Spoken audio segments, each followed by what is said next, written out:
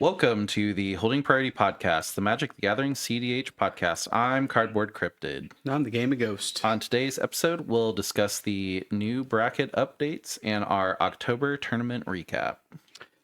October was busy.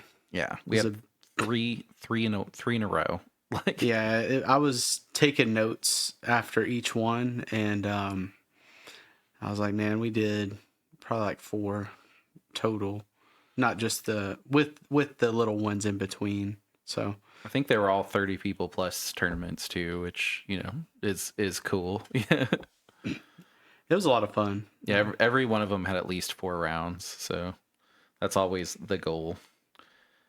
Before we get into that, let's go to the shuffle up. Our last episode was the core CDH skills part 2. Part 1, you guys really knocked it out of the park. Part 2, we still got a lot of people that were interested in that, and then checked out part 1, and then checked out the other things that we mentioned, like the politics episode. It was really cool to kind of see that in our views that we would plug something and then you guys would be like, yeah, let me go look at that. So thank you so much. If you watched the first one, if you watched the second one, if you're still working through the first one, there is a second one. If you started with the second one, there's a first one. And they're all kind of in generally good stuff. Like if you listen to them out of order, it doesn't necessarily confuse you. The topics are pretty clean and cut. Yeah. The part 1 and part 2 is merely a suggestion. Yeah. I'll go ahead and get into the comments. So Fictitiously Famous says, I appreciate y'all. I've been using the Mulligan teachings a lot more through all of my Magic, even as a long-time player, so it's appreciated. That one got quite a few upvotes. Definitely the skill that has helped me the most is what I said. I just started reading my own comment. I was like, that sounds really familiar. But yeah, Mulligan's definitely like, I've noticed that is what kind of separates my good games from my bad games is sometimes I'll just be like, I've got 2 lands. This is good enough. And then I get into the game and I was just like, no one else said good enough. Everyone else said like, this will win. So don't make that mistake. I did think it was pretty cool when we came up with that one. It was like, what kind of helps no matter what? Yeah. And in my head, I went from, untap, upkeep, draw. Yeah. And I was like, well, before that, you have to have your starting hand. Yeah. So. Also, just don't keep 1 land hands. Like, yeah. It's one of those things that like you'll think about and you'll be like, this is fire. And it's like, unless you're pushing literally your seat 1 and you're pushing a win on turn 2, don't do it. I would also argue if you're running 4 or more colors to look at your coloring too. Yeah. Command Crash Tournaments MTG said, sound quality is good if you are using Humble Beginnings. Wouldn't have known if you didn't mention it. Thank you so much. A lot of editing. We record through OBS and there's a lot of filters. And then after that, in my editing software, there are more filters. So there's quite a few things that go into making this nice. And if you're a longtime listener, you'll also know that the YouTube videos are set at a certain volume, and then if you take that volume and go over to the podcast, it'll sound really, really low. So the podcast is even more pumped up. So if you like it loud, podcast is where it's at. Cully Cuniff 1776, the food chain comment reminds me of playing Mad Farm when I can play Goblin Bombardment, Relic of Legends, Bergie, and no one bats an eye, but after turn 3, it's a huge problem. Yeah, there's some times where I have food chain in my hand and I know I can drop it before anybody really has the ability to counter it, and I'm just like, well, if I get a piece on the field, cool. If it gets removed, cool. And then there's some times where people will just be like, yeah, you can have a food chain, and then it just stays on the field until I'm ready to go off, and then everybody's like, oh yeah, I forgot you had one. It's like, yeah. Most people don't remove it right away. Usually people will try to get rid of stacks before something that kind of sits in the background because you don't really use you may use it, but you don't really use food chain until you get the infinite mana. So Yeah. not that it's sneaky because it'll sit there. And then Ella Canari, I guess is how you pronounce that, says, thanks for the education. We did put up 2 short reels, and we also did put some stuff up on our TikTok. There's a lot of social medias, so if you found our TikTok or if you found us from YouTube Shorts, please let us know. It's something that we're going to try to do a little bit more often. I'm definitely not going to kind of flood your feed with shorts, but we do a lot of like conventions or like get cards signed, or sometimes we'll find cool like mystery boxes, and I'm always just like, oh man, this is really cool, I'd like to share it. And usually I'll like put the pictures of the signed cards in the podcast, but kind of while I was in the hotel room that night, I was like, you know what, I could just make a 2-minute short that shows off all of my signed cards.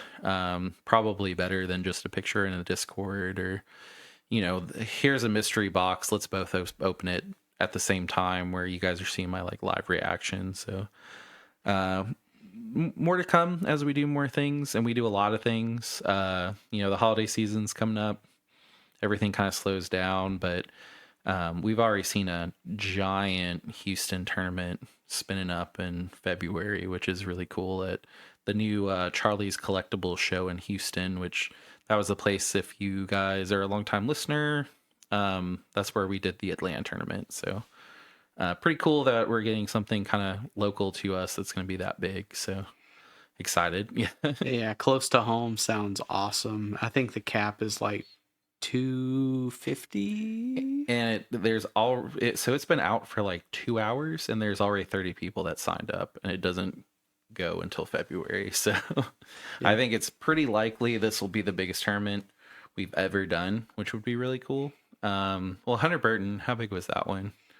It was I want to don't quote me exactly, but I believe it was like 130. Okay, because you guys did 6 rounds on that one. Yeah, it was pretty. It Yeah. was pretty big, and it may have been a little more than that, but Yeah, I we've don't never had remember. anything over 150. Yeah, Yeah, so I think TCG was probably the biggest we've done. it was like 120. Oh, was it? Yeah, but Then I mean that was really early in our career too. was the Charlie's bigger than that? It probably was. That one was like 113, like Oh, right. almost It's there. close. Yeah, The bigger the tournaments, we'll talk about that a little bit, where we're like the number of people, but the number of people matter the dynamic of the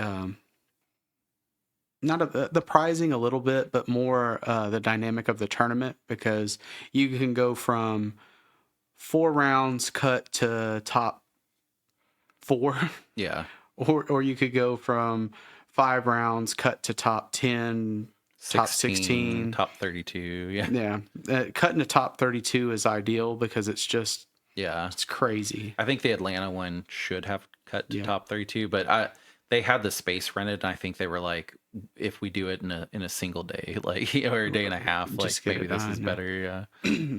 But yeah, that's why we mentioned the number of people.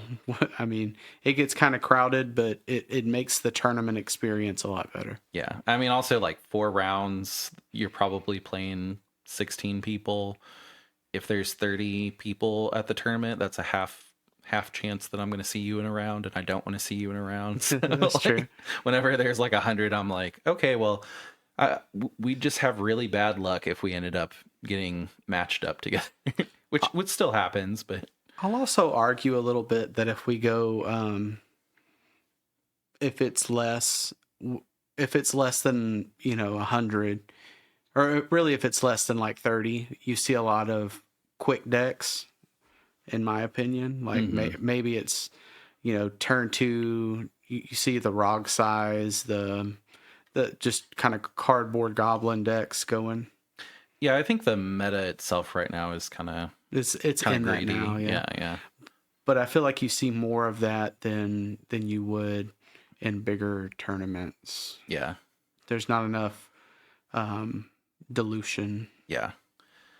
This is kind of a multifaceted episode now that I think about it too, because we had a comment a while ago that was like, I'd like to see you guys brew a new deck and take it to a tournament and kind of report back, which we both did. So Yeah. kind of not, but yeah.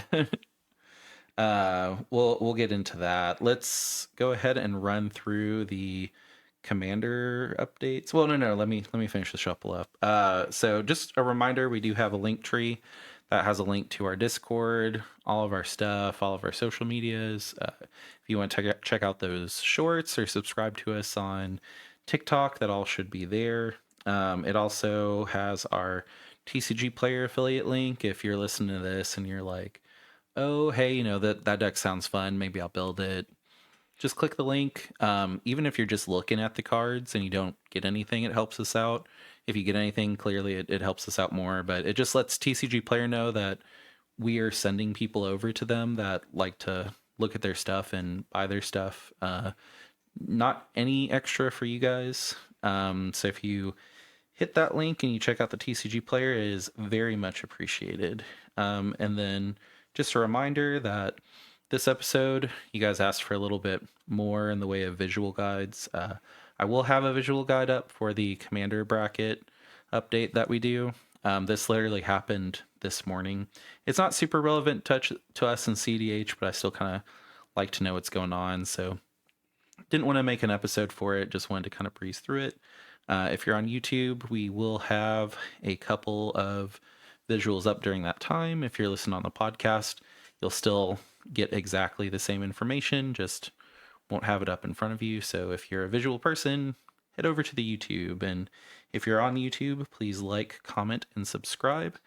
If you're on any of the podcast platforms, please set us to auto download and also rate us 5 stars if you haven't already. Thank you. Yeah, we appreciate y'all. All right, let's get into the commander bracket update. So this is a guide that was put out in October, on October 21st, which is when we're filming this. There was a quick update. They've kind of changed what the brackets mean. It's still 1 through 5, and it's still kind of the same expectations, but they've kind of removed like tutors, for example, being a requirement. So it's still 1 through 5, but now it's called 1 is exhibition, 2 is core, 3 is upgraded, 4 is optimized, 5 is CDH. Bracket 1 is centered around theme. Bracket 2 is still kind of the same thing, but it's centered around staples. Upgraded and optimized is more about speed. And then 5 is metagame, so like tournament CDH. In exhibition, players expect decks to prioritize a goal, theme, or idea over power. Rules around card or commander legality to be flexible if all players agree. Win conditions to be highly thematic or substandard. Gameplay to be an opportunity to show off their creations. And they should last around 9 turns. I think that was the biggest difference for me, was that they're like, these games should be 8+ turns. Yeah. that does make a difference, and I think it's good to separate that. Yeah. Do I think it really matters? I mean, usually when you're playing 1 or 2 or even 3, you're just you're sitting down to be social. Yeah. In my mind, not that you're not social in CEDH, but it's all part of the strategy, I guess. Yeah. I mean, 1 is more like, hey, I built this cute cat deck. Do you guys want to see That's true. My cats? And then CDH is, I am going to just make your life exceptionally miserable in the game, but let's still have chats about how cool my card art is. Stuff. Yeah. 2 is now considered core. I don't know what that means, honestly, but players expect decks to be mechanically focused with some cards chosen to maximize creativity and or entertainment. Win conditions to be incremental, telegraphed on the board, and disruptible. Gameplay to be low pressure, proactive, and considerate, letting each deck showcase its plan. And it should be around 8 turns before anybody wins or loses. I like to think of those as mostly your precons. Yeah.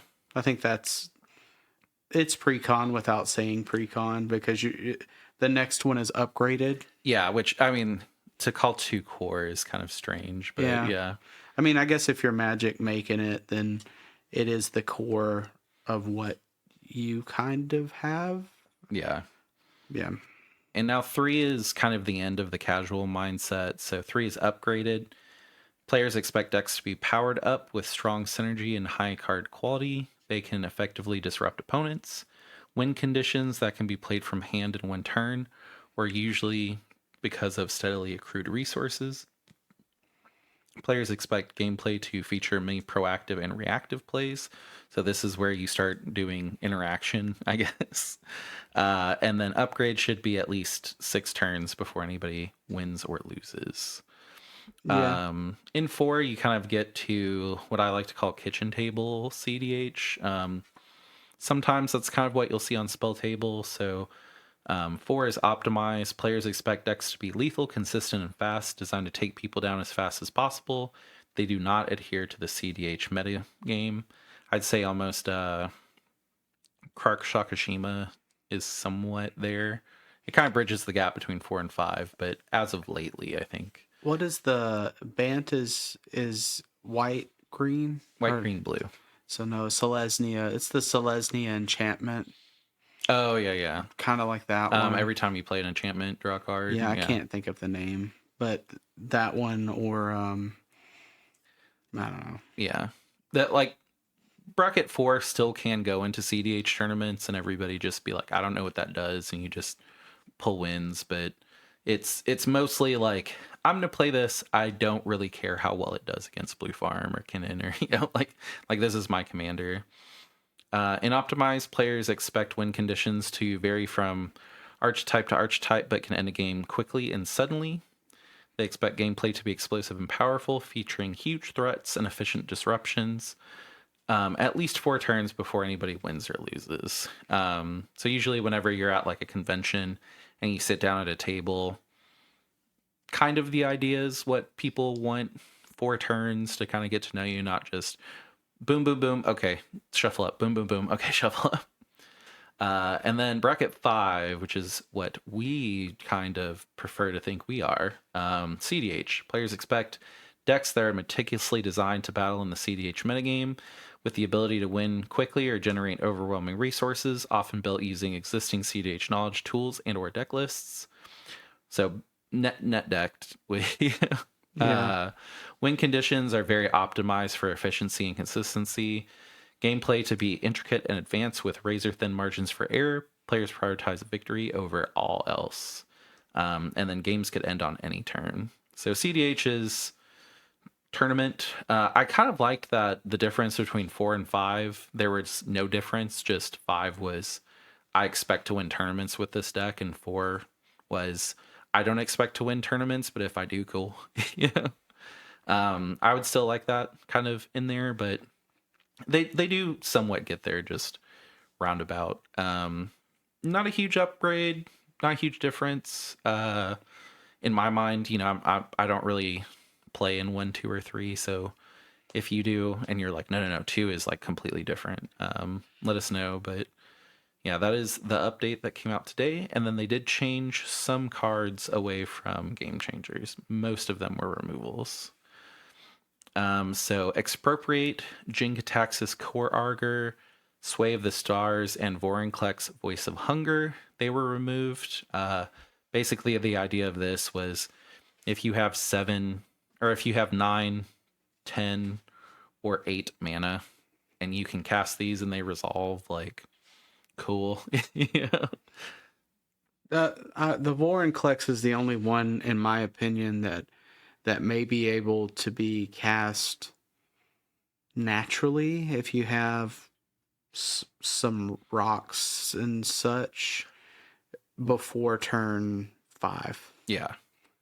And the others, I just see, unless you're using some kind of a spell that allows you to play stuff, or Is it omniscience or something like? Yeah, I mean, they're kind of a way to end the game. Creatures, big creatures especially, like with reanimator strategies, people worry about. But I mean, if you get to 10 mana and you play Jenga Taxis and it resolves and no one has any, you know, removal, yeah, I mean, it does feel like kind of a bad way to win because your hand's just sent away. But like, I mean, if it's a 10 cost creature that if it goes around a full turn, like you're probably losing anyway.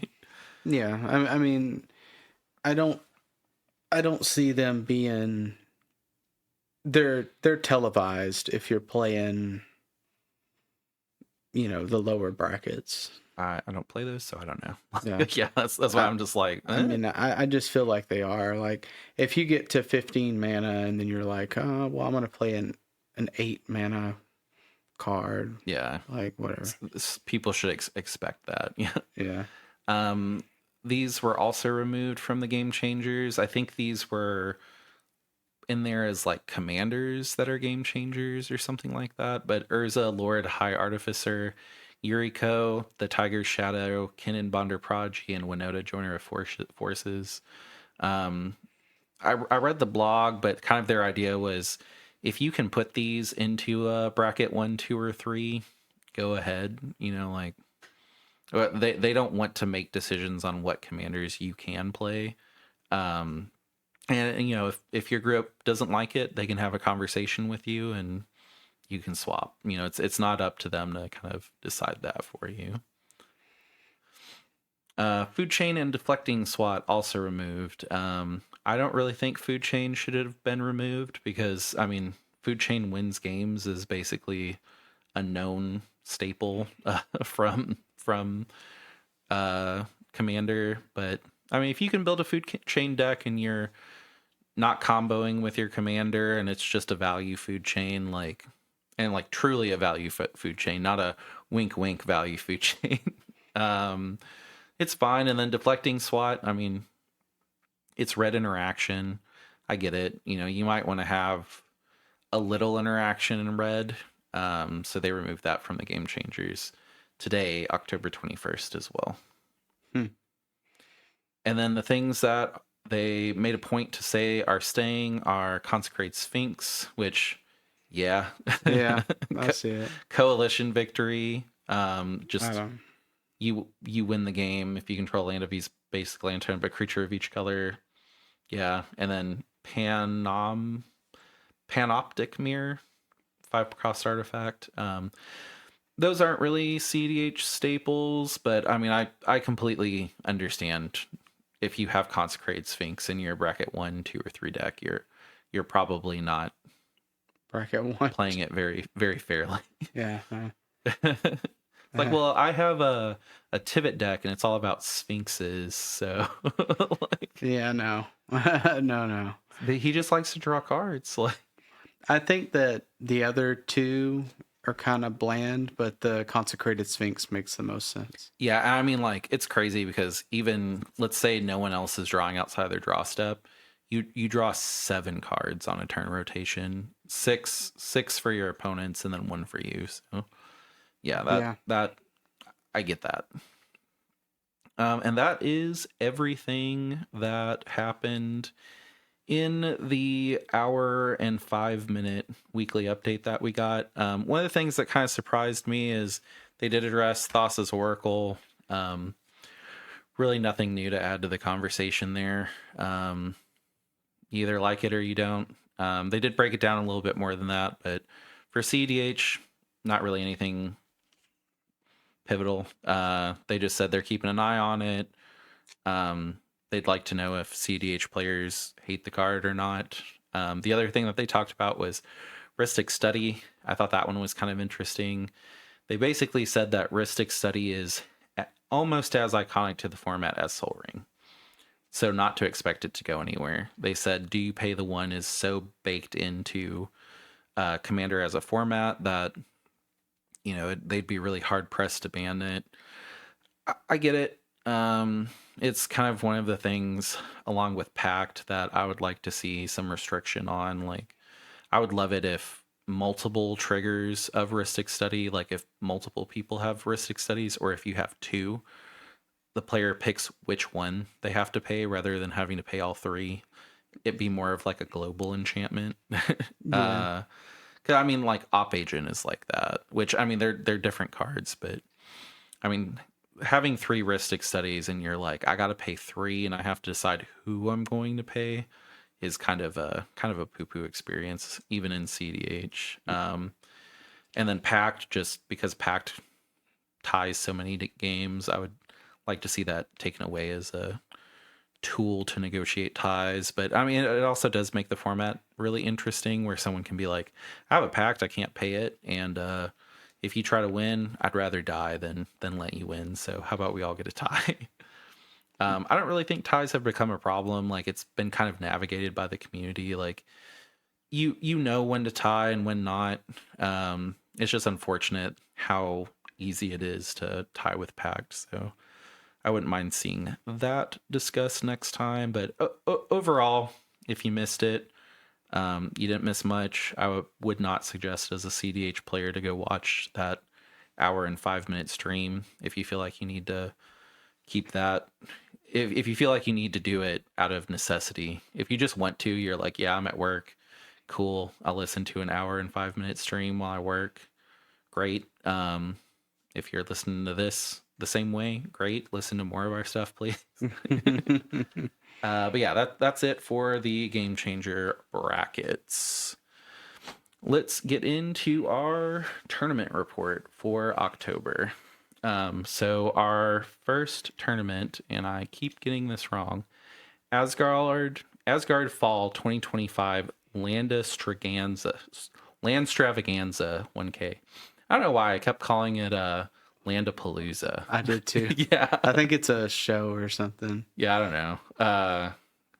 Watch that be like something widely inappropriate, and everybody's like, "Ugh." It's like, oh yeah, if you you got us. So you ran Terra in that one, right? I did, yeah. Okay, yeah. And that's kind of the tournament that you were like, maybe Terra's not something I want to continue to invest in my time in. So I believe I went something like 0-3-1, or I'm sorry, 0-1-3. So you ended with 3 ties. 3 ties, Yeah. and 1 loss. Yeah.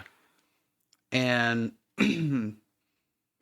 probably about midway through, I was getting kind of, I don't want to say frustrated, but I had seen a problem with it to where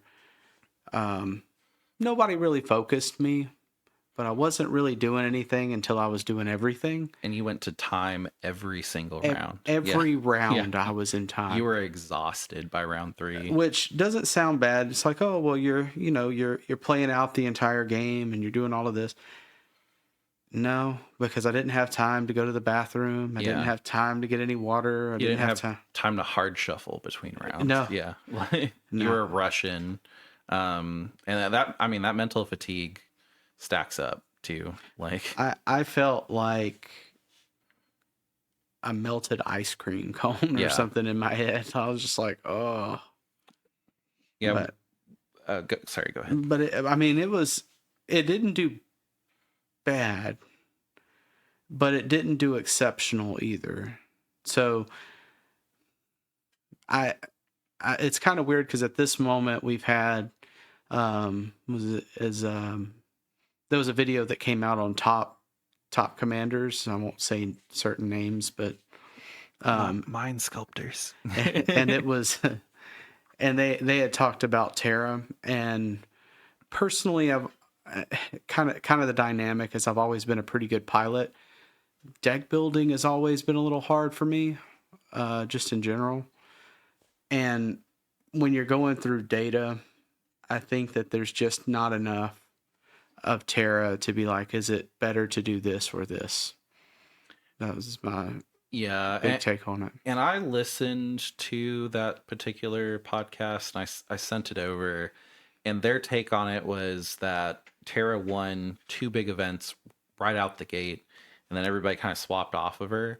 And that was what I was kind of seeing with your experience with Terra, was like Terra did pretty good in Swiss, and then Terra got to top 16, and then you were always like way behind the curve. Like you could like sit there and sheriff, but you would be at a table with three greedy decks and you'd be stuck on sheriff duty, and you would be kind of filling your graveyard up and like doing what you could, but for the most part it's to me as a bystander, it seemed like it was kind of overwhelming that you were like, hey, I got to get us to late game, or not even late game, like mid game, but like all of the pressure to do so is on me. Everyone else is just like, They don't care. they don't care. Like they're Yeah. just letting everything resolve. They're waiting for their turn so they can push. And it seemed like when you got into that position, you were just kind of like, I'm exhausted. I had to really, really grind for all of my Swiss games, and I did pull them out. But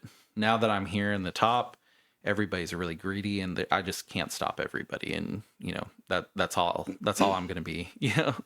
I was also noticing like top tier decks were usually something with Rog Yeah. or Blue Farm. It was Kennan was up there. It Yeah. was more or less just things that in the game did better normally. Yeah.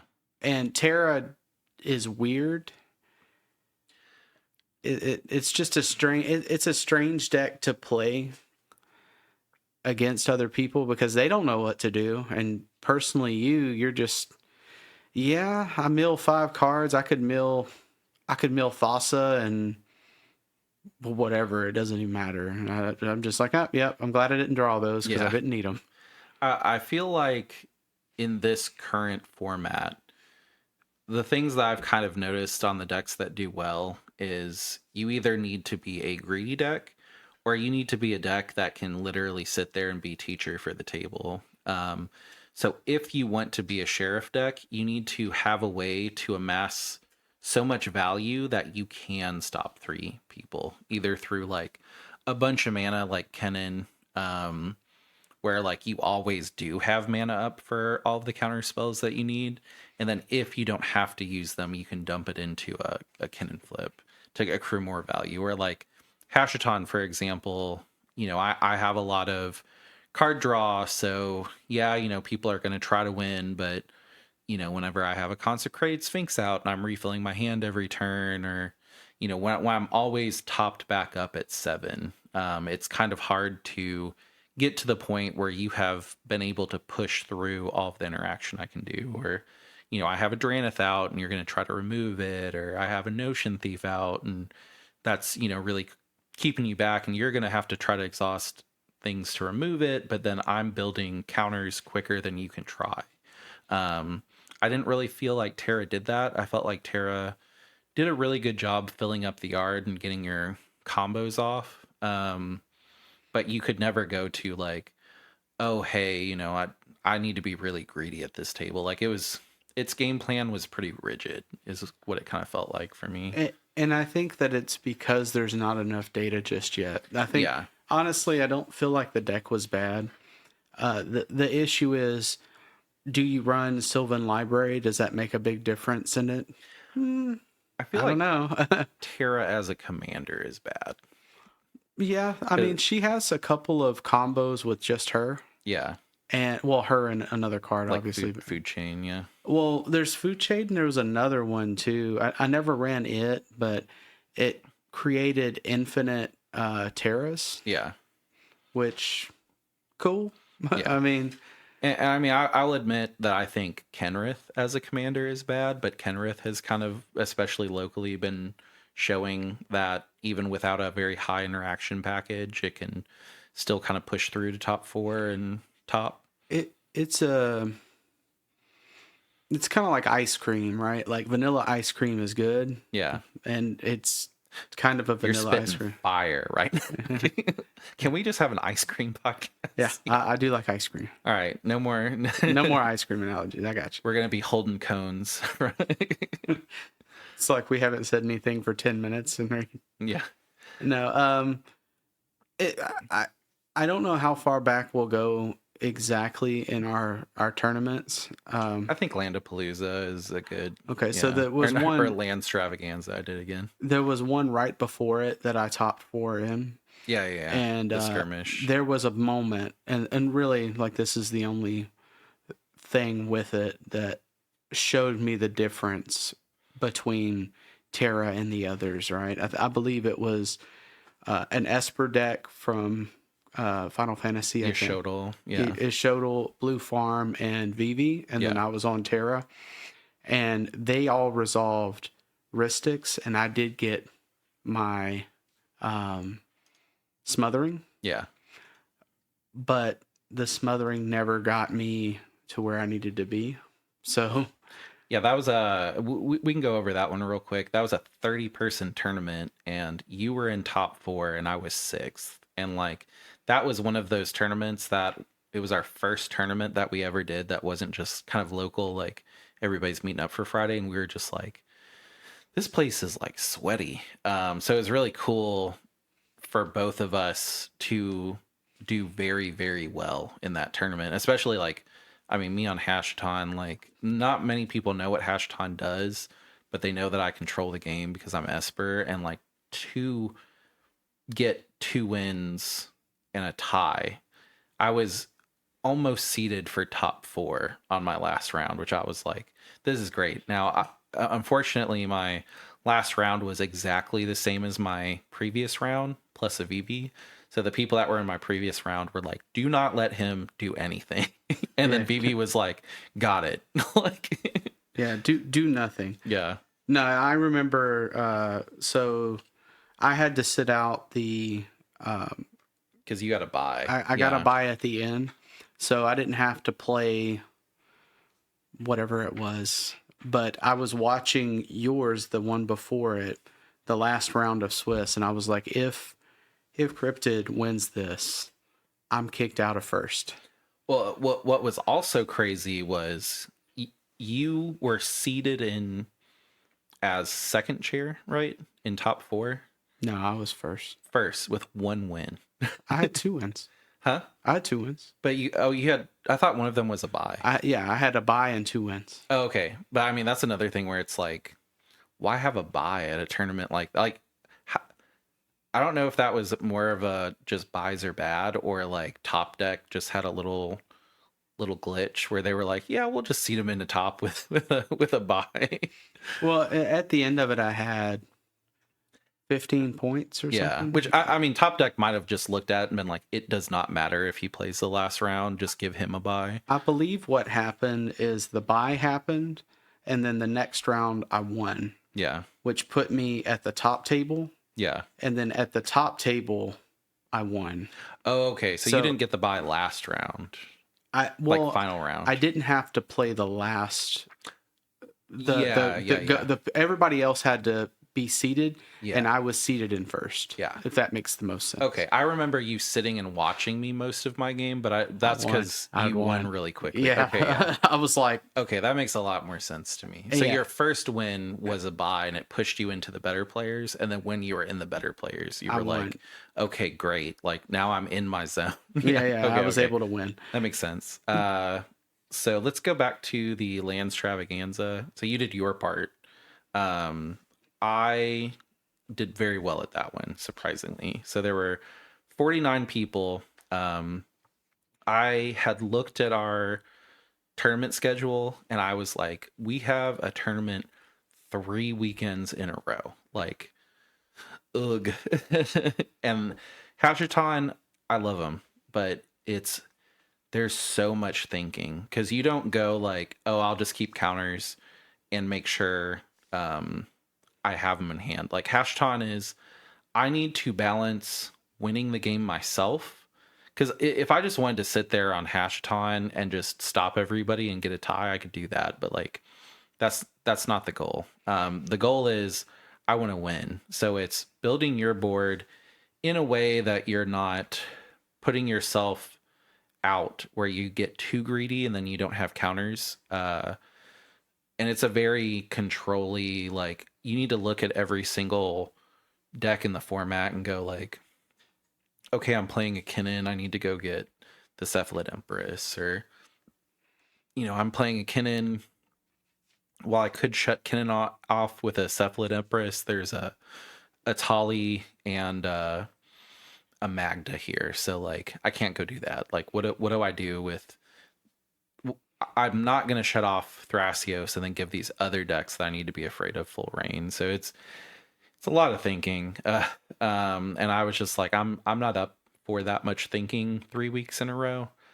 I had kind of proven my standing with Hashton, like multiple top 16, top fours, and I was just like, I can give myself a break. Like, let me go to a not blue deck. And I'd been looking at Rocco for a little bit because I used to play it.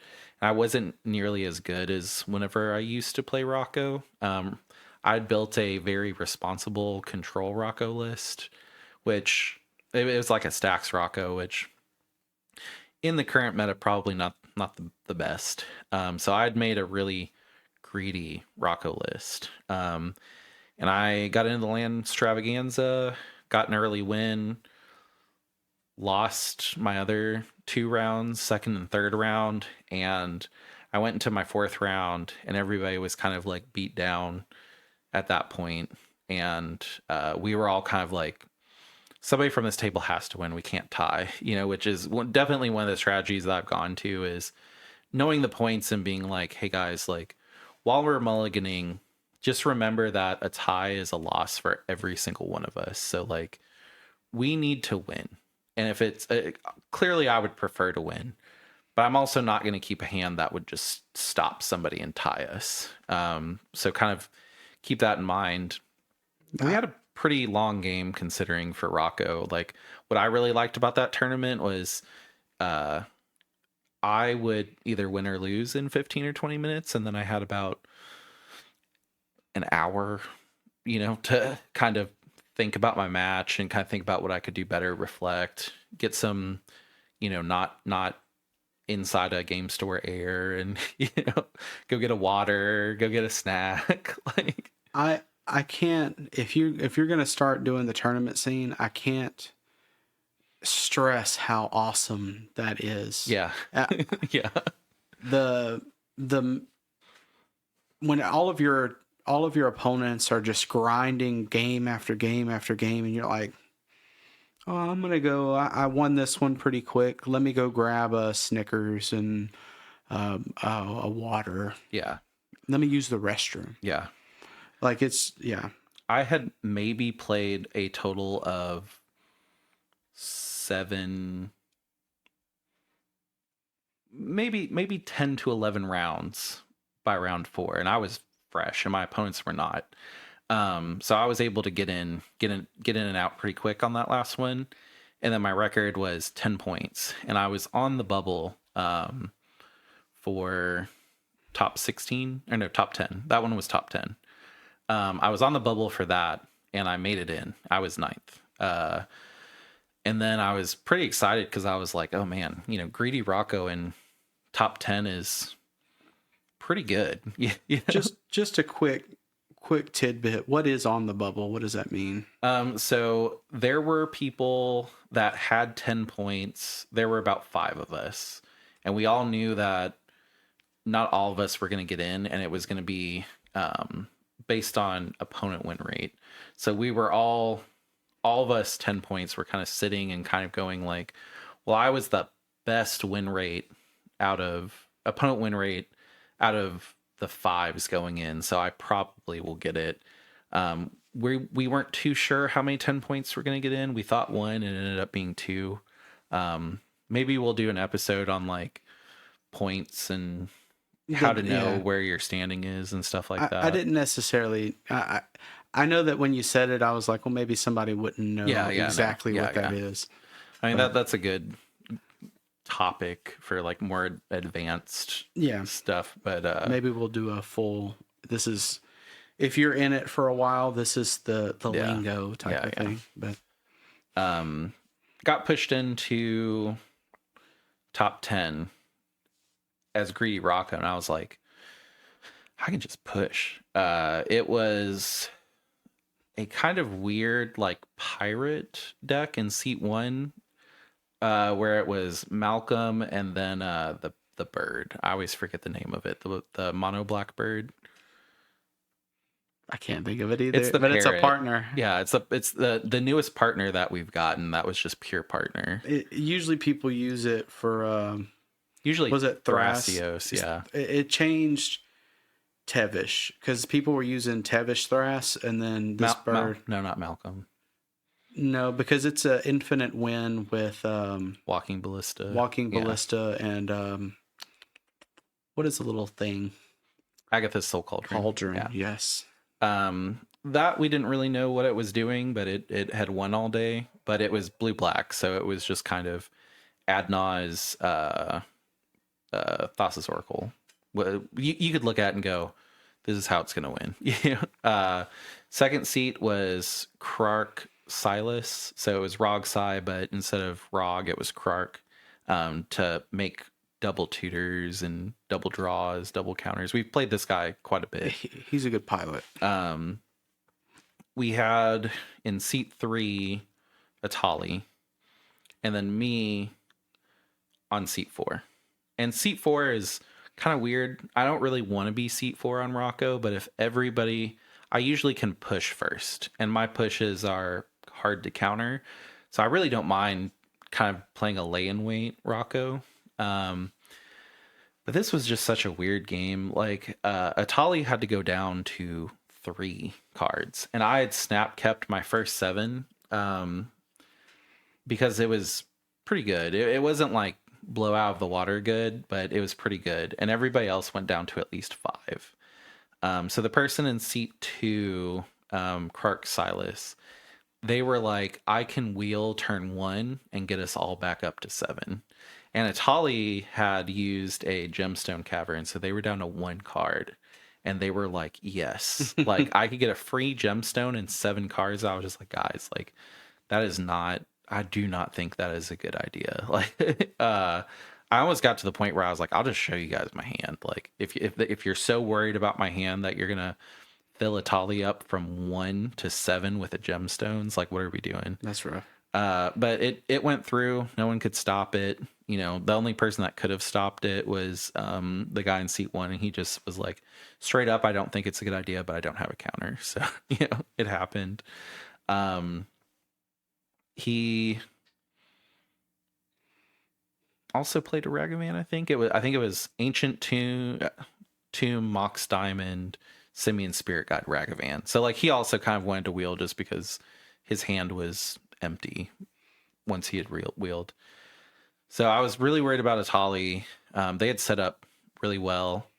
I got wheeled into no lands, and then I drew, and I did not get a land. So I just went pass. And then seat 1 went again. Seat 2 swung with Ragavan into seat 1 because they were like, no one else really will run the stuff that I get. They hit an Adnaz, and they had enough mana to cast the Adnaz with the treasure.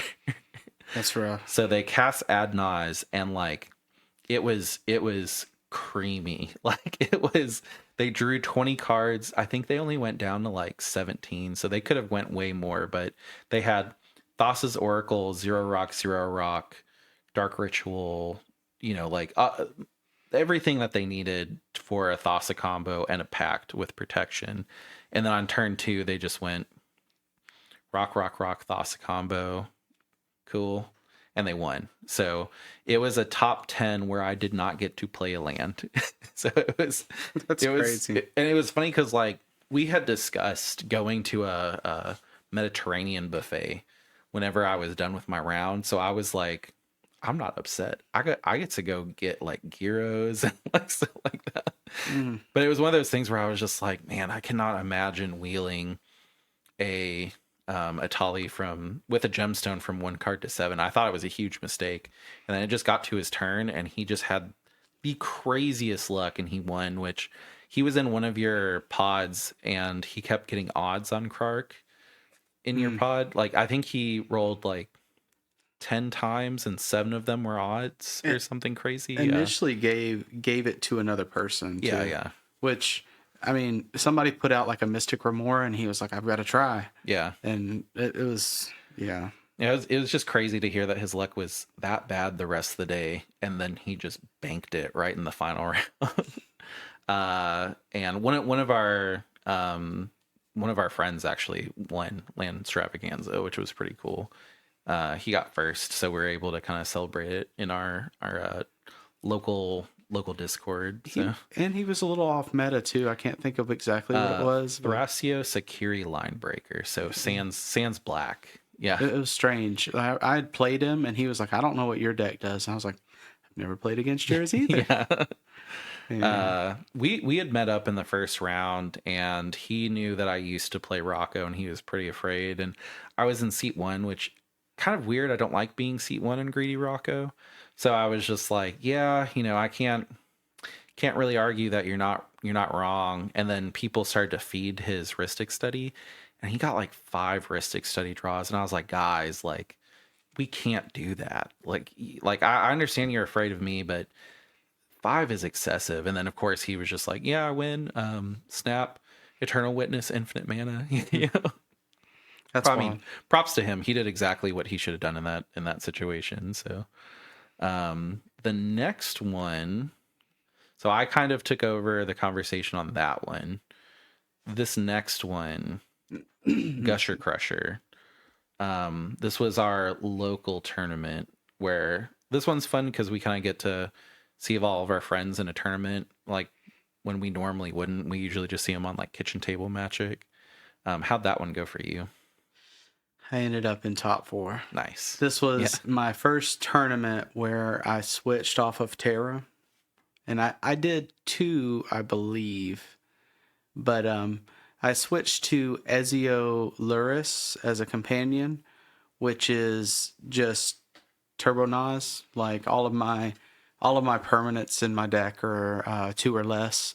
So if the deck wants to hit an Ad Nas, and if Ad Nas hits, I go 30 cards easy. Yeah. And with that, I can pull a win out of nowhere. How many cards are in your deck? So I had to fix this at the tournament, which was kind of funny, but I had 100 and then Ezio and Luris. Well, And you had 98 and then Ezio and Luris. yeah. So 100 total. Yeah, 100 total. And it was funny, as I was counting, I was like, 100. And then our buddy was like, he's also a judge. He was like, you have to have, you actually have 101 cards. Yeah. Because Luris is considered sideboard. And I was like, I did not know that. Yeah. Let me fix this quickly. Yeah. So I ended up throwing like a Get Probe, which didn't really change my mana much, or my CMC. Yeah, luckily one of our friends, he brought his trade binder with, and you were just like, anything. Like, Yeah, I was like, can I borrow your Get Probe? He was like, sure. I was like, Yeah. let me make sure I don't have a Get Probe, because and luckily you had an extra sleeve just in case your Luris got shuffled into your deck. Yes. So, yeah. So yeah, it was a lot, but I fumbled through it as far as that goes. And then my round 1 and 2 were kind of, one was a draw and one was a loss. It wasn't really nothing much. And then as we get into the last few, I ended up winning 2, which put me in to top. And really nothing of significance until top. And then when we went into the top game, it was probably like 9, 10, something like that. Yeah, we had started at 9 a.m.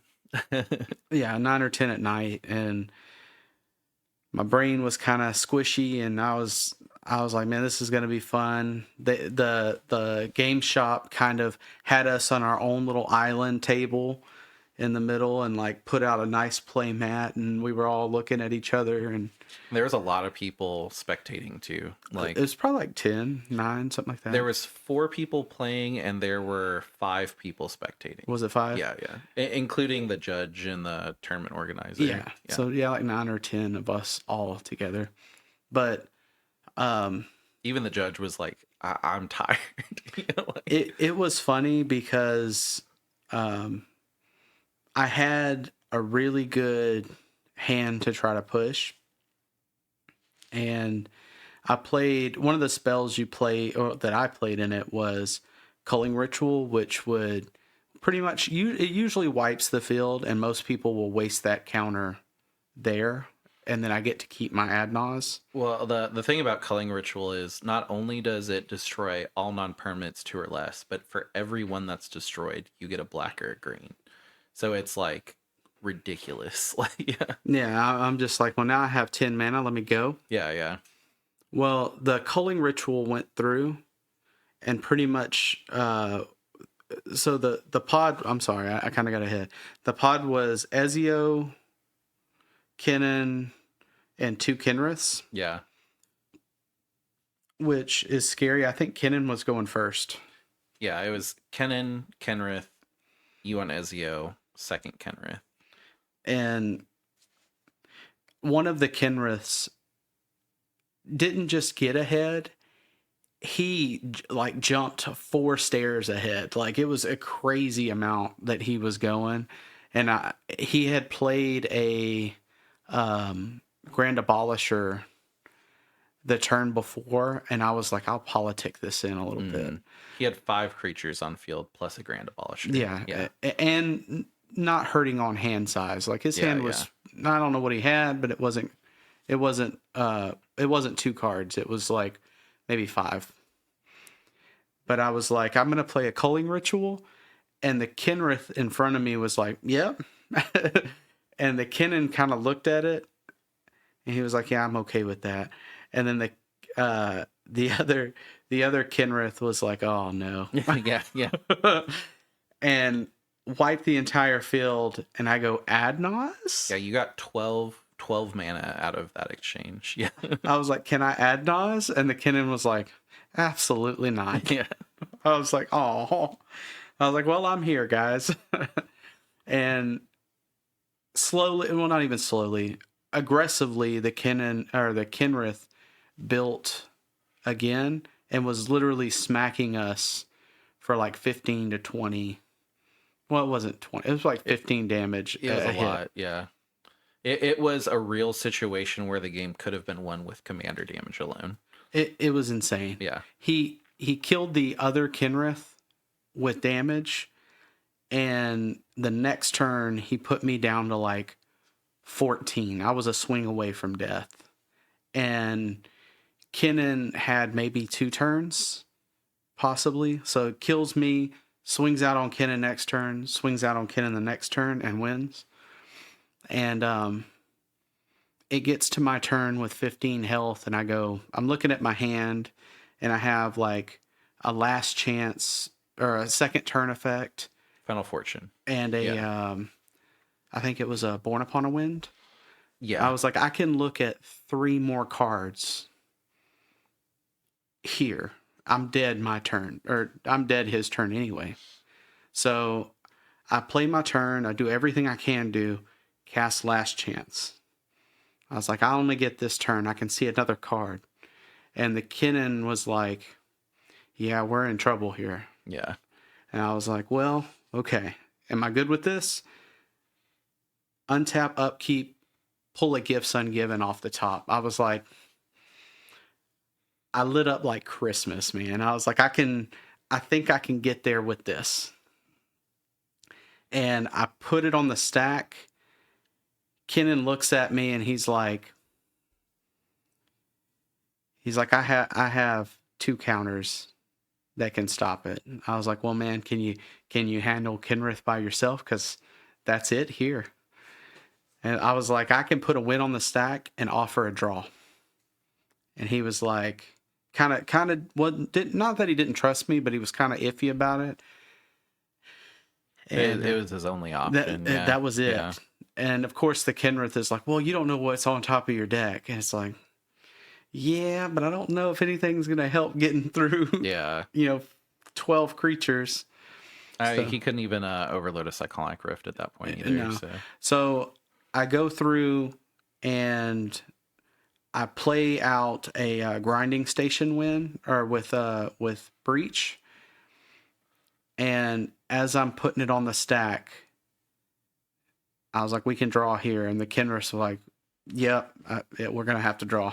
Yeah. And And just a side note, that took 40 minutes. Like there was a lot of discussion, as there should have been, but the tournament organizer and the judge were just both kind of like, well, I offered a card as the win, so I don't really know how we're going to split this. You know, like it was not only getting the players to agree to allowing Ghost to win and then banking that he would be reputable and not, but then the tournament organizer and the judge being like, we've never done a split pot before. Like, really, the only alternative is if you do that, everybody just shuffle up and we're here till midnight. You know, like there's not only just getting the players to agree to it, but the tournament organizer having to figure out how to facilitate the draw instead of giving an underground sea, just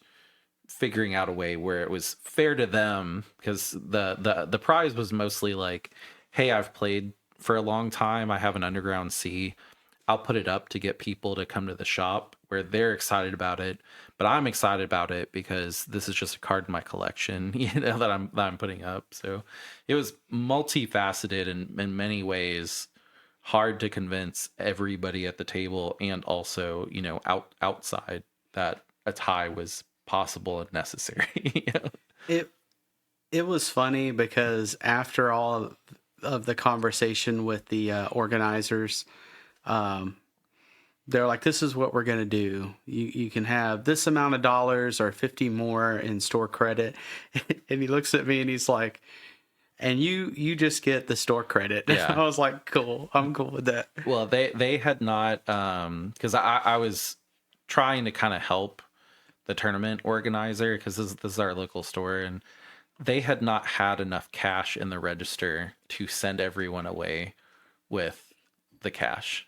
So they were like, we see you all the time, you can get the extra store credit, because literally we cannot, we weren't prepared for this. So if you're thinking about hosting a tournament, just keep in mind that like the board state could get to a point where a tie is necessary. It's not that people are deciding to split the pot. It's the game state gets to a point where a tie is necessary, and you probably, as a tournament organizer, at, I want to say it was almost 10 by the time all of this conversation was done, they weren't prepared to shuffle up and do a, you know, 1 a.m. game. And I think the person that had died, they were still there, but like, I don't think they would have been up for like getting revived and put in a game. The other three players in the 4 pod drove Yeah. an hour, Yeah. 30 minutes at least. Yeah. To get there. Almost 2 hours. So it would have been it was dangerous for them to drive home at the time it ended, let alone if it would have been 3 hours later. You know? Yeah. But that was my experience at that tournament. Honestly, in my mindset, just to give it a little quick rundown at the end of it, was if we tie here, we all get a little something more than what we would have gotten, which okay. And then if we reshuffle, I'm a turbo deck. Yeah. I might win this. Yeah. Like the only one I have to worry about is Kenan. And he's very telegraphed. You can see it as it's happening. Mm-hmm. So that was my thoughts. My experience, I didn't do very well. So I got 2 ties and I ended up 20th of 30, which wasn't too bad. The reason I want to go into it is I actually had 2 wins that I'm not going to say I stiffed myself out of, but I had played the Kennen in a match and I was set up to win. And they had a Coma's coil. I forget the card that makes it. I think it's just a Coma. Coma. It has like extra, because there's 2 of them now. So like it's the first one that they get a coil on everyone's upkeep, and they can sack it to make their creature indestructible, or they can tap a creature and take its abilities away. And I had a Bloom Tender out, I had a Wirewood Symbiote, I had something else, and then I had a Planeswalker. And every time I've seen that card used, it's kind of an older card. A lot of people don't run it anymore. So, but I'd only ever seen it done with a creature. So I was like, can I read that card? And when I read it, a light bulb went off in my mind that unfortunately came out of my mouth, which was, oh, this says permanent, not creature. And I was banking on my Planeswalker as a sack outlet because I was going to be able to Rocco for 7, get a sack outlet, and then I would have just won in a way that once I cast Rocco, that's the only spell that I cast, and everything else is just combo, like Planeswalker abilities and so forth. And what he wanted to do was use all of his coils on my permanents and my upkeep so that I would lose a lot of mana and not be able to win. And I had 3 valid creature targets that he probably should have hit, but because I had surprisingly said, oh, you can hit permanents, a light bulb went off in his head, and he was like, oh, he seems surprised by that. Let me shut down his Planeswalker abilities.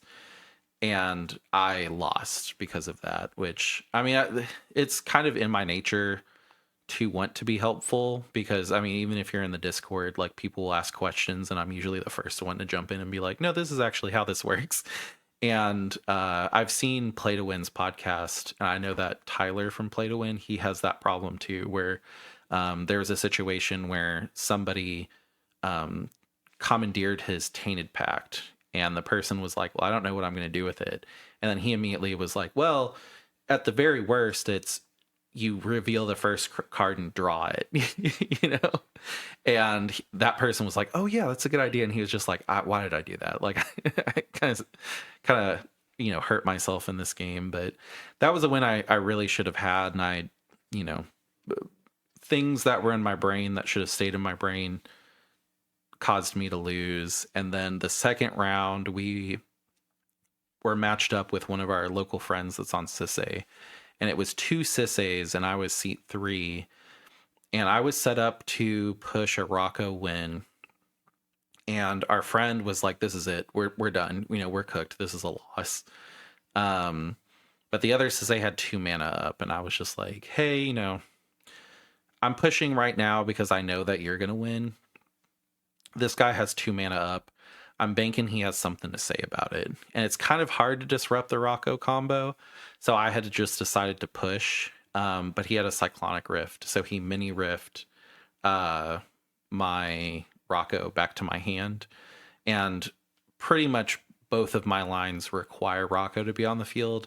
I either sack him with a Vivian to go get a 4 cost, or I sack him to Food Chain to recast him to go get Squee. And because I didn't have the mana, they sequenced it right where the search was on the stack, and they were like, okay, before you do any of this, you're locked into your combo, I'm gonna lift it. And I couldn't win because of that. And kind of at the end I was like, oh man, this guy only had 2 mana and no permanents on the board. Like, and he kind of admitted, he was just like, hey, I kind of feel like I king maked there. And I was like, yeah, but I mean, if somebody's going for it and you have the interaction, like you would have gotten 0 points either way. Like, I'm not mad about it. I was like, I also made a poor decision. I looked at Sisay's board. I knew you had interaction, and I just thought that my deck was slippery enough to where your interaction didn't matter. Really, what I should have done was set up a little bit more to where I had so much value that I could maybe help a little bit with Sisay. And then after we had stopped Sisay, win. But I mean, I also was in a position where a tie didn't do me any good because I would have ended with 3 points. So I got greedy and I pushed a win, and the guy just had the exact interaction he needed. So I don't even know if it was a mistake. But the first one definitely was. So just learning opportunity when you're in a tournament and people are asking questions about your deck, or you ask to see one of their permanents, keep in mind that what you say is vital information for them to know what you're trying to do. So don't be overly helpful. Don't be helpful at all.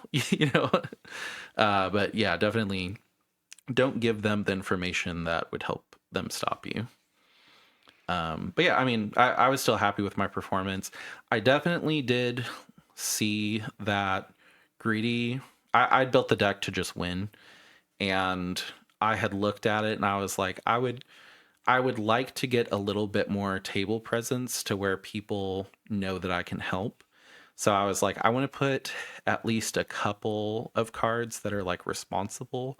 And basically what I did was I put in a Dranith, I put in a Collector Oof, I put in the Elish Norn that stops ETBs and doubles my ETBs, and I put in Unwanted Remake instead of Swords because my one of each of my rectors need to be killed, not exiled. So it's technically a sack outlet for my rector, and also I can be like, well, hey guys, I have a kill spell. Which Lightning Bolt was really my only political card that I could do. And I mean, just swapping out 4 cards in order to be like, hey guys, I'm helping the table, and then win is pretty good. So that's kind of the idea I had going into our SCG Con 5K. Did you want to do your side of the SCG Con 5K? Yeah, Mine's going to be long. Mine will be quick. So there's an issue with Ezio that I noticed pretty early on. If there's very little interaction, I'm okay. But if you get a couple of blue farms or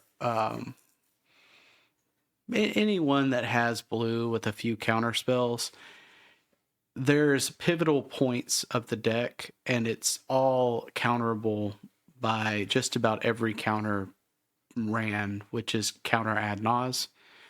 And then if you counter ad nause, the go back to me is really slow.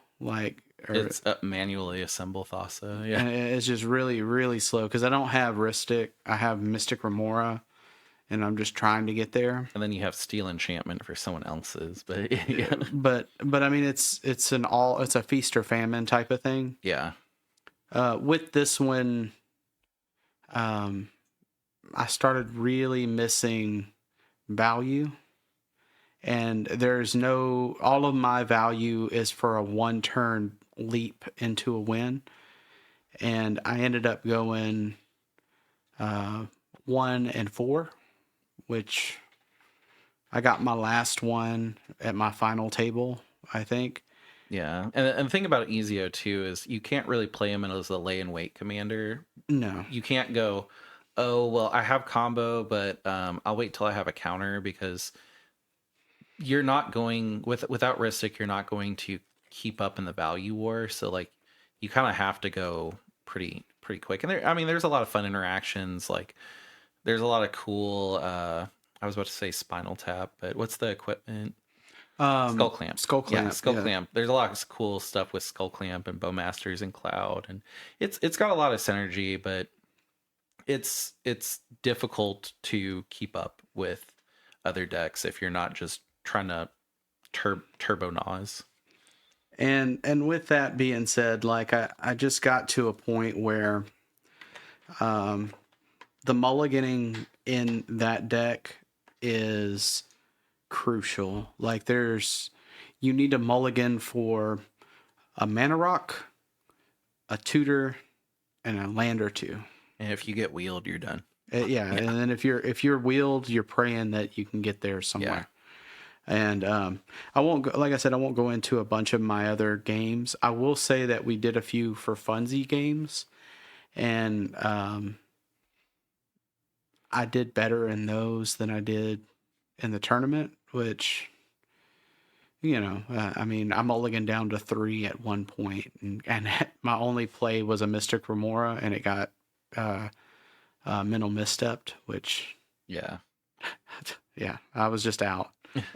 But you even tried to politic it too, where you were like, I literally am not going to do anything other than play for a tie, and then they were like, yeah, I'm still going to do it, and you're like, yeah, well, I tried. Well, it puts you out of the game. I was like, that's fair, I'm ad nause, but I have I don't even have a land right now. I have a Mox Diamond. Yeah.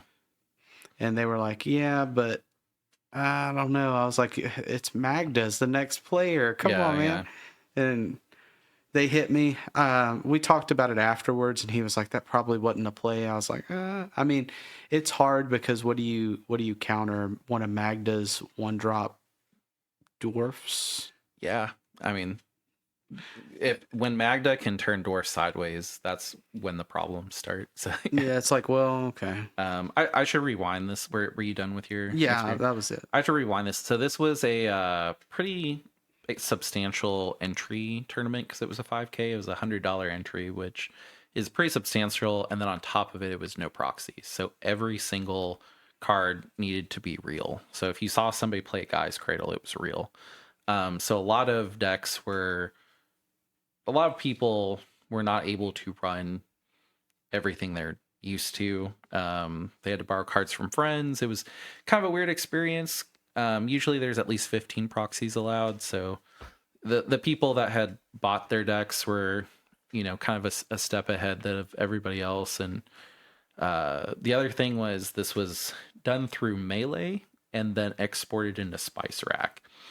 And I did not realize how spoiled I was on Top Deck. In 5 rounds, I did not get a seat 1 the entire day. Our friend that went, he got seat 1 3 rounds in a row. There was someone else that was with one of our other friends that was 4th seat every single round. So the matchmaking was not as good, like the algorithm. We had a really tough time figuring out how to know where our rounds were. We ended up, everybody kind of scrambled to download the app, and then the app wasn't loading, so everybody kind of scrambled to try to set it up on their browser. For some reason, whenever there was seating order, it had my name, and then there was some random name in the standings, so no one knew that the person that was sitting with them with my name wasn't this random person in the standings, because it took my email name and not my set name. So it was a cluster, to say the very least. On top of no proxies, on top of pretty expensive entry, and then it was at a convention, so there were some people that they went, oh, it's a card game, my kid plays that, and then they spent $100 to enter their kid into the tournament, which was kind of, I guess humbling. But yeah, it was strange. We had a lot of fun at the convention. I got like 20 cards signed. It was crazy. There were a whole bunch of cool like mystery boxes.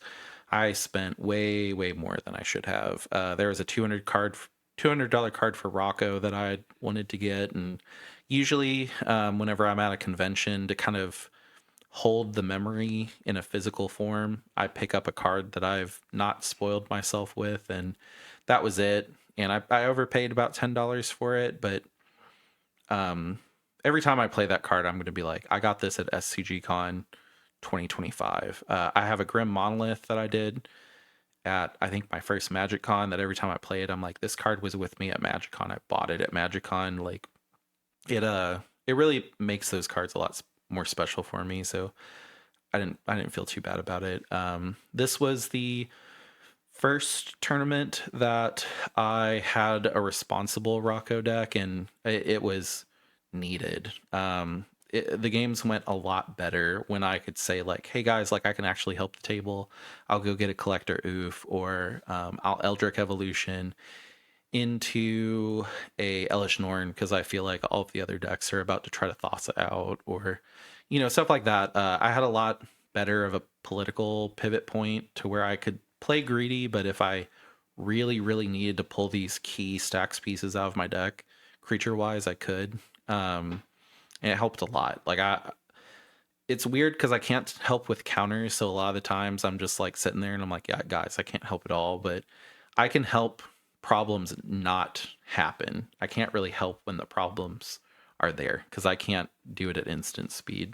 Or I could, but it's not worth the card investment for me to do it at instant speed. But this was a pretty substantial tournament for me. I did pretty well. I would have liked to do a little bit better, but it was one of those things where like every single table I was at was greedy and really, really good players. Every single person that was running Rogsai, they didn't net deck it and just show up with it. Like they had invested into the deck and the cards, which is its own experience. Yeah, it was crazy. Really, at the end of the day, I was just abused by Grixis the entire time. Um, I'm gonna read off all of my rounds and all of the people I went against, just so that you guys understand how crazy of a day it was. So, round one, it was Ral in first seat, Kinnan in second seat, me in third seat on Rocco, and then Blue Farm in fourth seat. Round two was Blue Farm in first seat, me on second seat in Rocco, an Elf Ball commander, so mono green in third seat, and then a second Blue Farm in fourth seat.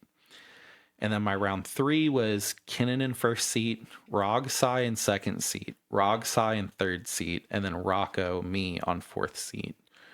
Round four was seat one, Obnixis. And spoiler alert, he cast his commander turn one, seat one. Blue Farm on second seat, Rog Sai on third seat, and then me in fourth seat again. And then round five was Kefka on first seat, me in second seat on Rocco, Kefka on third seat, and then Blue Farm on fourth seat. So almost 60% of the people of my opponents were Grixis or Blue Farm, which was tough. And the people that weren't were like two Kinnans, a Ral, and an Obnix. And that's it. It was insane. It was really tough. I definitely needed to play at my best. So round one, Ral went off extremely early. They got a lot of really lucky flips. They did have to pass the turn. Kennen was going to win. I was going to win. Blue Farm was going to win. We got in a situation where really the best thing to do was tie because everybody could stop everybody and I could slip in underneath everything, but I had only set up. I could not win on my turn to slip in. And they had showed me that they would have a pact for Rocco if I cast Rocco. So I was just like, I'm good with a tie. Seat three, Ral, Kennan, and Blue Farm, like, yeah, I'll take a tie. And that was my like easiest table. Round two, the Blue Farm, seat one, Rocco, Elf Ball, and Blue Farm. Blue Farm seat 1 and 4 was intimidating. They were going. I was building pretty slowly. I did have to take a more responsible role, but it was weird because I was like, I could go get an oof, but then I would just stop Blue Farm, and then Elf Ball would kind of make a bunch of green and take over.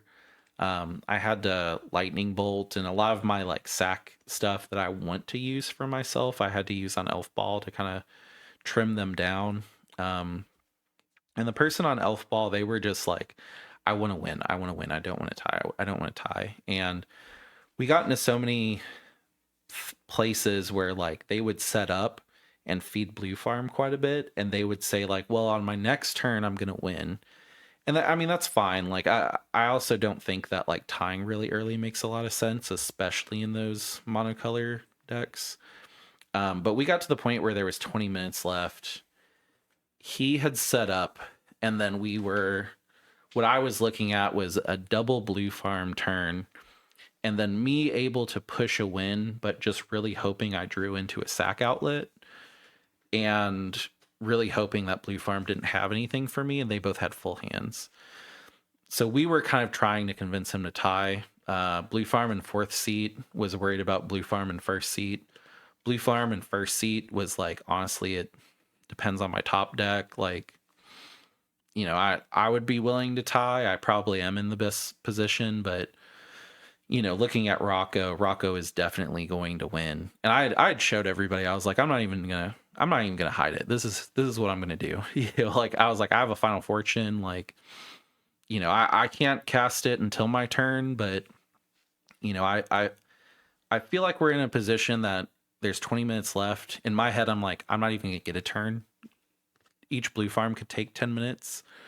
So I'm really going to press that if it gets to me that I win, and Elf Ball is the only one that's holding out. And there were just too many factors. Like I had to top deck a sack outlet. I had to get a turn. We all decided to tie, and I was pretty happy with it. Round 3, I actually won, which is astounding considering the table with Kinnan in first seat, Rogsai, and then me on Rocco on fourth seat. Kinnan had set up quite a bit, but they were I like to call it deep blue Kinnan. So they had all the counters. Like they played what is it, Sickening Shoal, where you exile a Yes. card. Yeah, they played that. They had a lot of counters. They were able to keep Rogsai pretty fixed. Rogsai ended up playing a Spider Punk, and the other Rogsai was able to sink into super to return a spell to their hand, so technically not countered.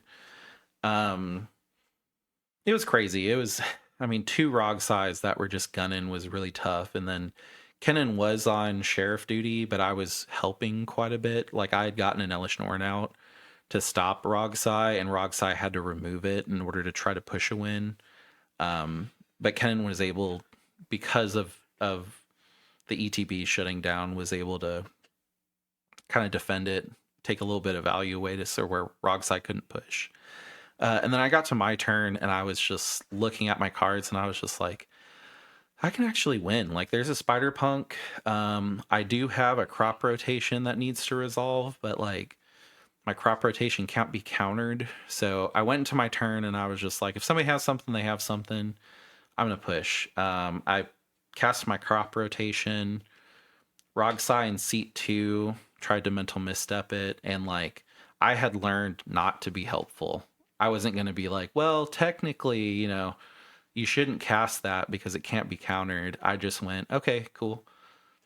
I passed priority on it, and then everyone else had passed priority, and I just went crop rotation. And he was like, oh no, it got countered. I was just like, no, it's uncounterable. And he had wanted to call over a judge because he was like, well, technically I shouldn't have been able to cast it. And I was like, no, the only requirement is you target the spell.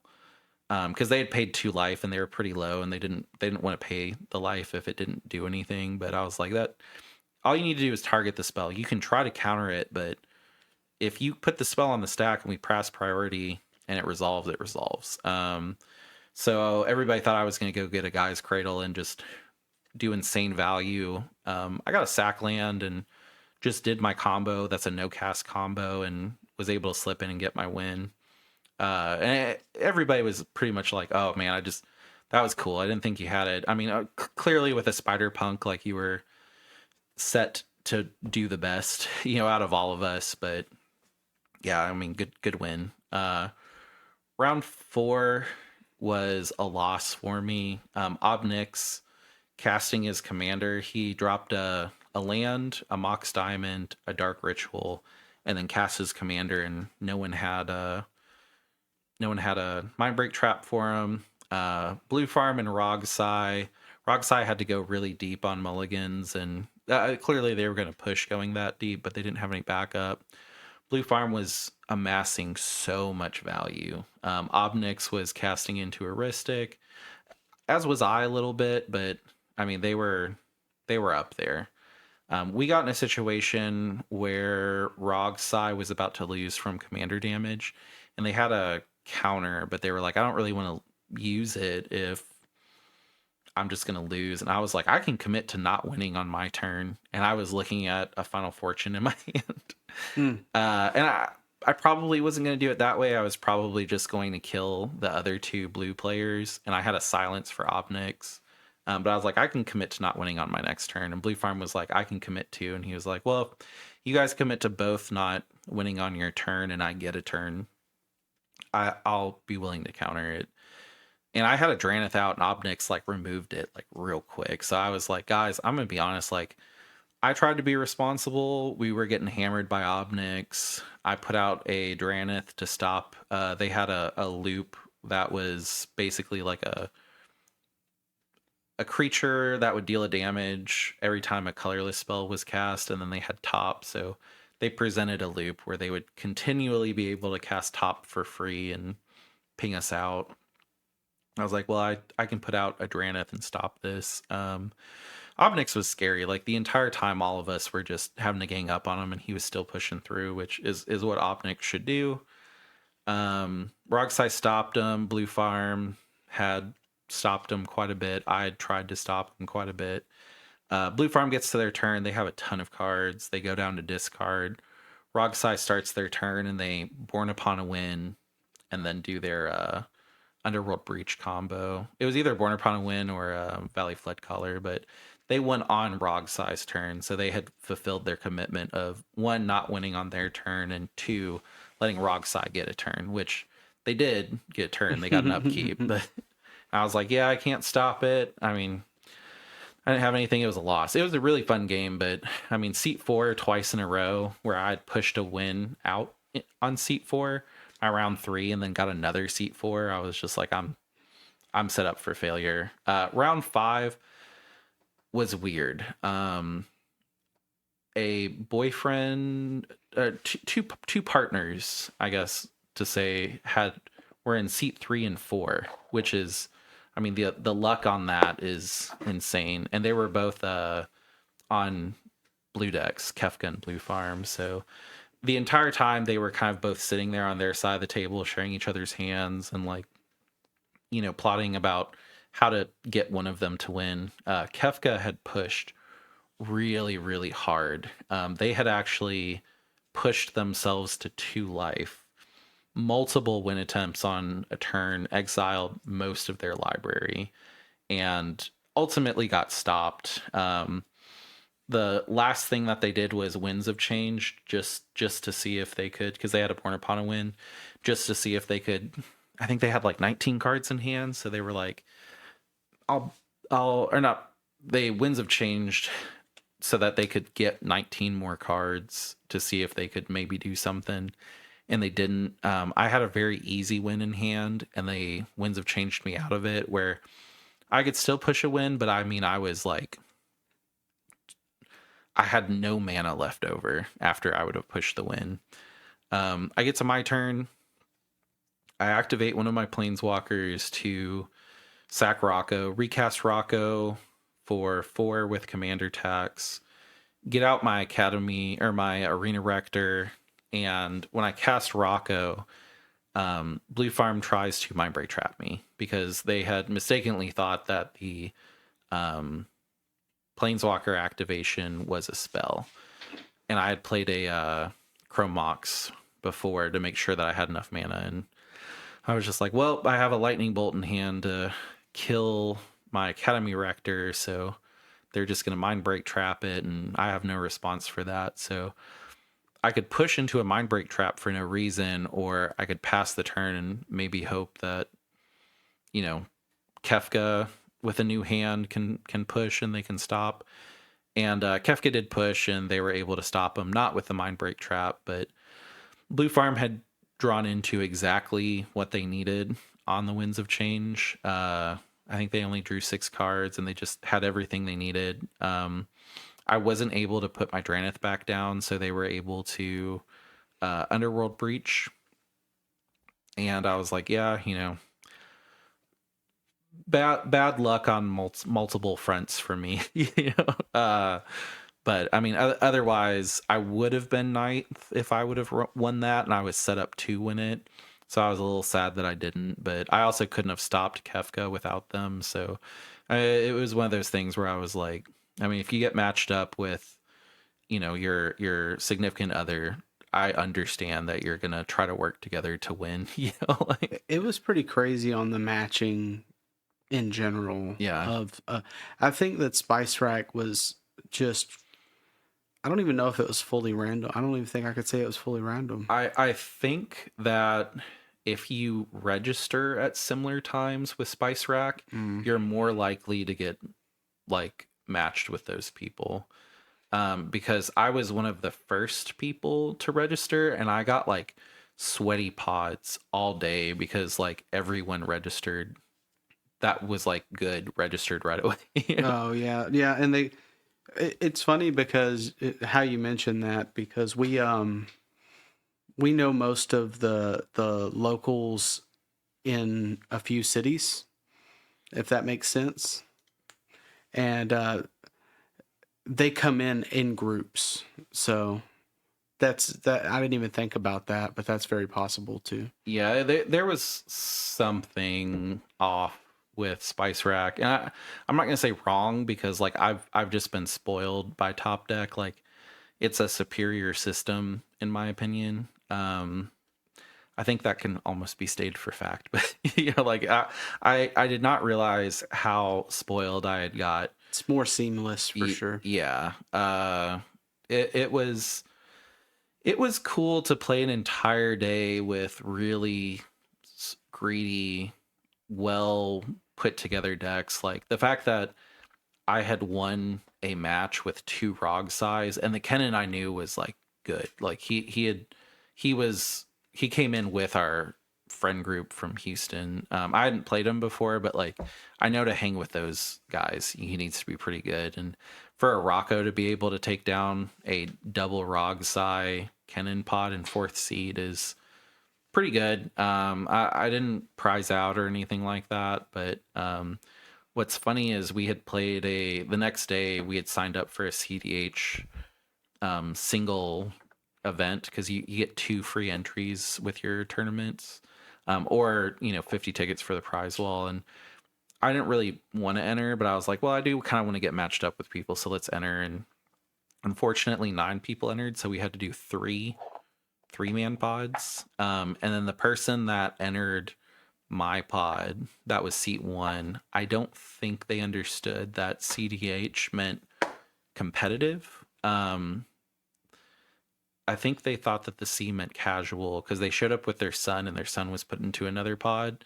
and they were already kind of upset about that because originally they were matched with their son in our pod, and they played Joda the Unifier, but it was a very slow Joda the Unifier. Mm. And I had won on turn like 4. Like I had sandbagged a little bit, and they were like upset. Like I was just like, hey, good game. They're like, no, not good game. Like that was BS. Blah blah. Mm. And they got up and left. Like, and it was awkward. And I was just like, well, I mean, he's like, that's probably the easiest tickets you have ever won. And I was like, yeah, whatever. And then after, because it was 3 pods, usually the minimum for the prize wall is like 200, and I couldn't get anything, so I just handed Ghost all of my tickets, and I was like, here's my tickets, go get something from the prize wall. If we pull anything of like its significant value, like we'll figure it out. And he had picked a Tarkir collector's pack and then a just normal Final Fantasy booster pack. And lo and behold, we open the Final Fantasy booster pack, and there's the Stay With Me Ristic Study. That was $120. So I was just like, wow, and we had both won our pods in that event too. It was just one round. So I was like, it's crazy that we won significantly more money in the single round event Yeah, than that was all it. day. Yeah. I mean, it was like half of our entry back almost. Yeah. It was pretty crazy. I mean, if we combine the value of both packs, it was a free event for us. oh Like, yeah, out of 2 packs. yeah. So I mean that was cool that even with kind of like bad luck in my last round, SCG Con at the end was like, I'll smile on you for like, not being salty on the final day. Yeah, it was a fun event. I enjoyed it a lot, but one of the big things me and Cryptid like to do is get cards signed, and we did that immediately. There was no lines or anything. Yeah. It was just walk up, kind of talk to the person a little bit, and And get your also stuff. the other thing is usually like the artists, when there's a long line, they'll sign your cards and put them aside and be like, hey, come back and pick them up whenever they're dry. So it's like a little awkward. This one, like, we were able to just hang out with the artists, talk to them as much as we wanted, ask any questions while they were signing, and they signed them slow so that the stuff would dry by the time they gave it back to us. So it was really cool. We knew that it was going to be a cool convention at the very least, and there was a tournament there. We talked to quite a bit of the people that went to SGCon, and it was published on the front page of EDH Top 16. Was it? That's It crazy. was, yeah. But there was something wrong with it, so that the four pod, our friend that was in your pod at Gusher Crusher on Yeah. Kenrith, he was top 4, but they show him through Spice Rack as 5th with an extra loss. That's And weird. then half of the commanders are just straight up not there. Like, if you look at my placing, I'm under a random name with no commander. And half of them, so like it's not good data at all. So it's bad for people that enjoy tracking tournaments. Yeah.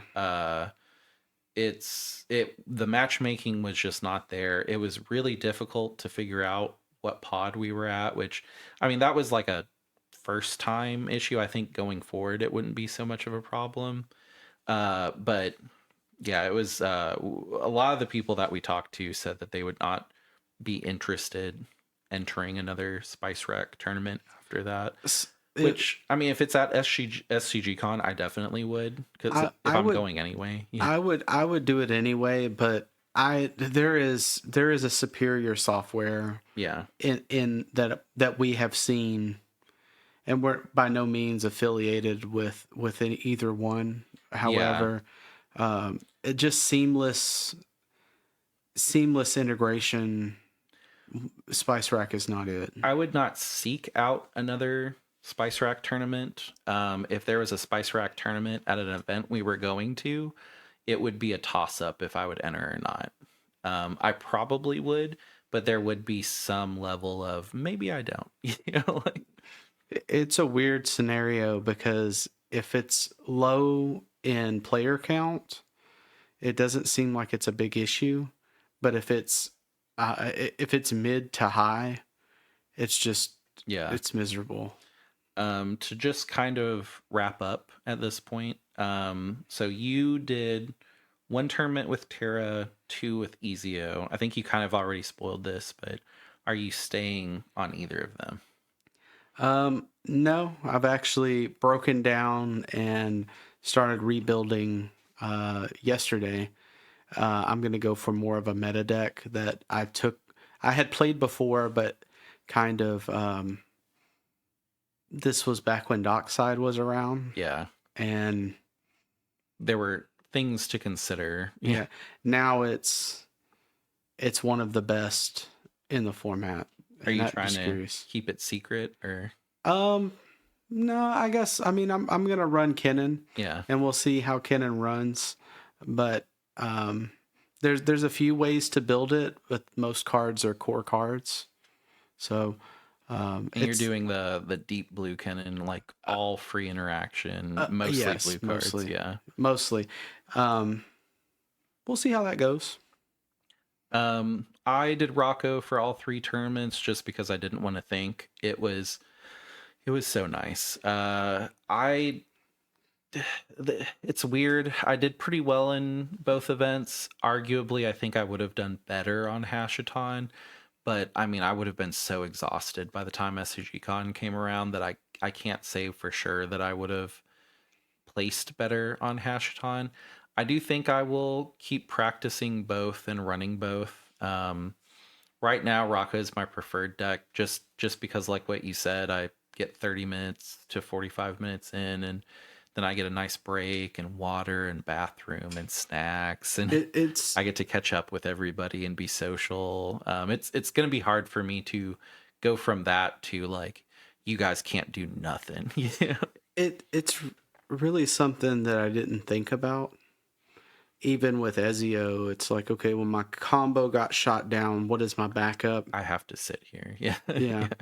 And then what can I do to help? Yeah.